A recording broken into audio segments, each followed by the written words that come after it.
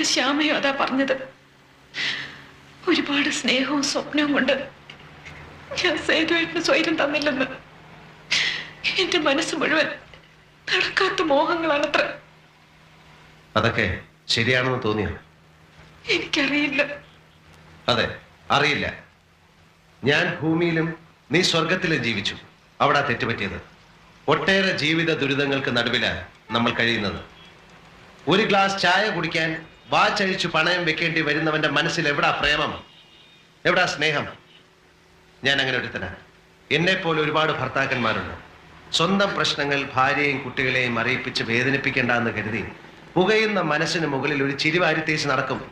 നിവൃത്തികേടുകൊണ്ടാ, മനഃപൂർവ്വമല്ല. അത് മനസ്സിലാക്കാൻ ഒരു ഭാര്യയ്ക്ക് കഴിഞ്ഞാൽ അവിടെയാണ് സ്നേഹത്തിന് വിലയുണ്ടാവുന്നത്, ജീവിതത്തിന് ഭംഗിയുണ്ടാവുന്നത്. ഞാൻ നിന്റെ ഭർത്താവ് മാത്രമല്ല, മകനാണ്, ജ്യേഷ്ഠനാണ്, അനുജനാണ്.